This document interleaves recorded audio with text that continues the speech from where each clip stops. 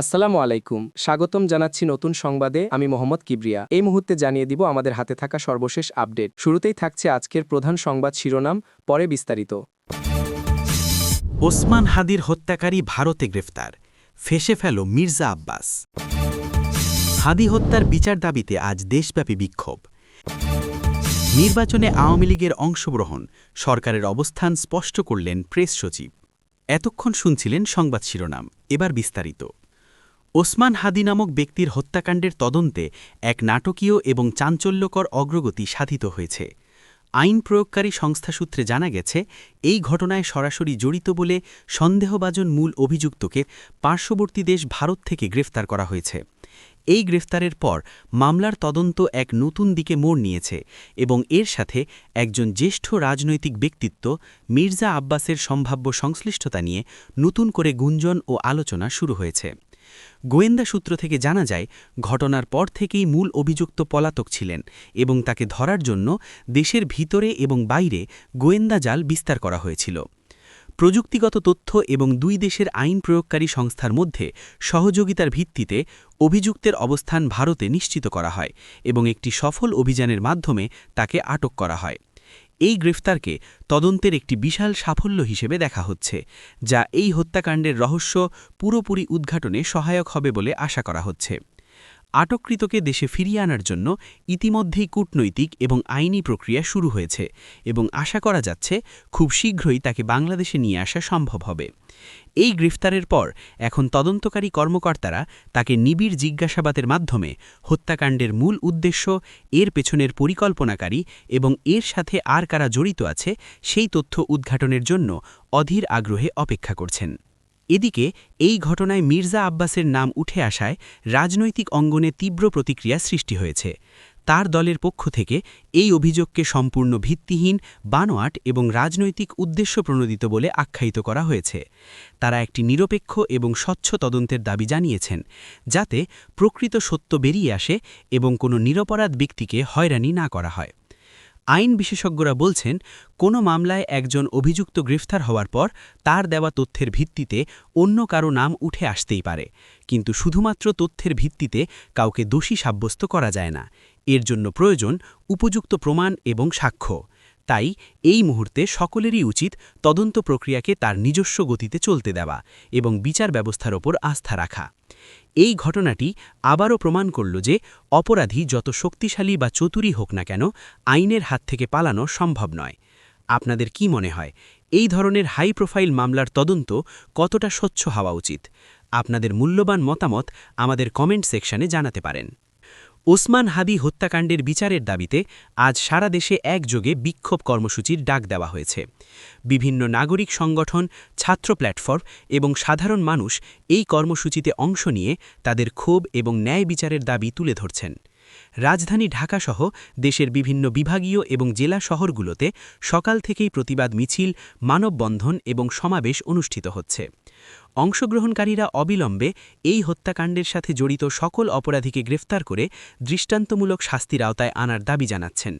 তাদের হাতে থাকা ব্যানার, ফেস্টুন এবং প্ল্যাকার্ডে লেখা ছিল, বিচারহীনতার বিরুদ্ধে রুখে দাঁড়াও, আমার ভাইয়ের রক্ত বৃথা যেতে দেব না এবং নাগরিক নিরাপত্তা নিশ্চিত করো এর মতো বিভিন্ন স্লোগান। এই দেশব্যাপী বিক্ষোভ প্রমাণ করে যে এই হত্যাকাণ্ডটি এখন আর শুধুমাত্র একটি পরিবারের ব্যক্তিগত ক্ষতি বা একটি বিচ্ছিন্ন ঘটনা নয়, এটি একটি বড় সামাজিক ইস্যুতে পরিণত হয়েছে, যা দেশের আপামর জনসাধারণের বিবেককে নাড়া দিয়েছে। বিক্ষোভকারীরা বলছেন, একের পর এক ঘটনা ঘটে যাওয়ার পরও যদি অপরাধীরা ধরাছোঁয়ার বাইরে থেকে যায়, তাহলে সমাজে আইনের শাসনের প্রতি মানুষের আস্থা কমে যায়। তারা এই হত্যাকাণ্ডের তদন্তের অগ্রগতি নিয়ে সন্তোষ প্রকাশ করলেও এর বিচার প্রক্রিয়া যেন কোনোভাবেই দীর্ঘায়িত না হয় বা কোনো প্রভাবশালী মহলের দ্বারা প্রভাবিত না হয়, সেদিকে সজাগ থাকার জন্য সরকারের প্রতি আহ্বান জানিয়েছেন। সমাজ বিশ্লেষকরা বলছেন, এই ধরনের স্বতঃস্ফূর্ত নাগরিক বিক্ষোভ একটি সুস্থ ও গণতান্ত্রিক সমাজের লক্ষণ। এটি প্রমাণ করে যে দেশের মানুষ অন্যায়ের বিরুদ্ধে সোচ্চার এবং তারা তাদের অধিকার আদায়ে সচেতন। এই বিক্ষোভ শুধুমাত্র হাদি হত্যার বিচারের মধ্যেই সীমাবদ্ধ নেই, এটি দেশের সামগ্রিক আইন শৃঙ্খলা পরিস্থিতি এবং নাগরিকদের নিরাপত্তা নিয়েও একটি বড় প্রশ্ন তুলেছে। সরকার এবং আইন প্রয়োগকারী সংস্থার ওপরও এই বিক্ষোভ একটি ইতিবাচক চাপ সৃষ্টি করবে বলে মনে করছেন বিশ্লেষকরা, যা তাদের তদন্ত এবং বিচার প্রক্রিয়াকে আরও গতিশীল করতে সহায়ক হবে। এই বিষয়ে আপনার এলাকার পরিস্থিতি কি? আপনি কি এই ধরনের নাগরিক উদ্যোগকে সমর্থন করেন? একটি সমাজের পরিবর্তনে এই ধরনের বিক্ষোভ কতটা কার্যকর ভূমিকা রাখতে পারে বলে আপনি মনে করেন? আসন্ন জাতীয় সংসদ নির্বাচনে দেশের অন্যতম প্রধান এবং পুরনো রাজনৈতিক দল আওয়ামী লীগের অংশগ্রহণ নিয়ে যে জল্পনা-কল্পনা চলছিল, সে বিষয়ে সরকারের অবস্থান পরিষ্কার করেছেন সরকারের প্রেস সচিব। সম্প্রতি এক সংবাদ সম্মেলনে তিনি জানিয়েছেন যে সরকার একটি অংশগ্রহণমূলক, অবাধ এবং নিরপেক্ষ নির্বাচন আয়োজন করতে বদ্ধপরিকর এবং তারা আশা করে যে আওয়ামী লীগ সহ সকল নিবন্ধিত রাজনৈতিক দল এই গণতান্ত্রিক প্রক্রিয়ায় অংশগ্রহণ করবে। তিনি বলেন, একটি গ্রহণযোগ্য নির্বাচনের জন্য সকল দলের অংশগ্রহণ অপরিহার্য এবং সরকার সেই পরিবেশ নিশ্চিত করার জন্য সকল প্রকার সহযোগিতা করতে প্রস্তুত। প্রেস সচিব আরও উল্লেখ করেন যে নির্বাচনী তফসিল ঘোষণার পর থেকে নির্বাচনের সম্পূর্ণ দায়িত্ব নির্বাচন কমিশনের উপর ন্যস্ত থাকে এবং সরকার শুধুমাত্র কমিশনকে প্রয়োজনীয় প্রশাসনিক এবং লজিস্টিক সহায়তা প্রদান করে থাকে। তাই নির্বাচনে কোনো দলের অংশগ্রহণ করা বা না করার বিষয়টি সম্পূর্ণ সেই দলের নিজস্ব রাজনৈতিক সিদ্ধান্ত। সরকার কোনো দলের উপর তাদের সিদ্ধান্ত চাপিয়ে দিতে পারে না বা প্রভাবিত করতে পারে না। তিনি আশা প্রকাশ করেন যে আওয়ামী লীগের মতো একটি ঐতিহ্যবাহী এবং বৃহৎ দল দেশের গণতান্ত্রিক ধারাবাহিকতা রক্ষায় এবং জনগণের ভোটাধিকারকে সম্মান জানিয়ে নির্বাচনে অংশগ্রহণ করার ইতিবাচক সিদ্ধান্ত গ্রহণ করবে।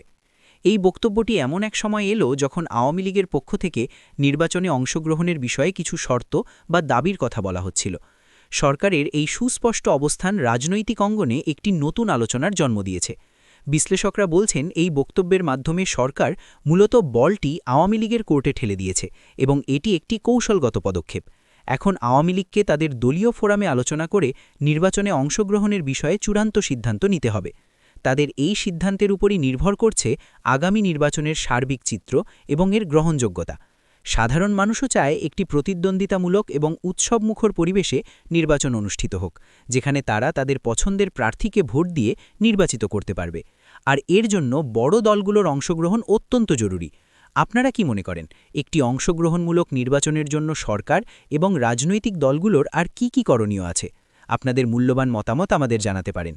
এই ধরনের গুরুত্বপূর্ণ রাজনৈতিক আপডেট যদি আপনাদের ভালো লাগে, তাহলে ভিডিওটিতে একটি লাইক দিয়ে আমাদের উৎসাহিত করতে ভুলবেন না দর্শক। এই ছিল আমাদের আজকের বিস্তারিত আয়োজন। প্রতিটি খবরই দেশের চলমান পরিস্থিতিতে অত্যন্ত গুরুত্বপূর্ণ এবং আমরা চেষ্টা করেছি প্রতিটি বিষয়ের গভীরে গিয়ে একটি নিরপেক্ষ এবং বস্তুনিষ্ঠ চিত্র আপনাদের সামনে তুলে ধরতে। আপনাদের মূল্যবান সময় দিয়ে আমাদের সঙ্গে থাকার জন্য অসংখ্য ধন্যবাদ। যদি আমাদের এই পরিবেশনা আপনাদের ভালো লেগে থাকে এবং তথ্যবহুল মনে হয়, তাহলে অবশ্যই ভিডিওটিতে একটি লাইক দেবেন। আপনাদের প্রতিটি লাইক আমাদের আরও ভালো কাজ করতে অনুপ্রাণিত করে। আর আপনি যদি আমাদের চ্যানেলে নতুন হয়ে থাকেন এবং এই ধরনের নিরপেক্ষ ও গভীর বিশ্লেষণমূলক খবর নিয়মিত পেতে চান, তাহলে এখনই চ্যানেলটি সাবস্ক্রাইব করে পাশের বেল আইকনটি অন করে রাখুন। এতে করে আমাদের নতুন কোনো ভিডিও আপলোড হওয়া মাত্রই আপনি সবার আগে নোটিফিকেশন পেয়ে যাবেন। ভালো থাকবেন, সুস্থ থাকবেন। দেখা হবে পরবর্তী কোনো গুরুত্বপূর্ণ আপডেট নিয়ে।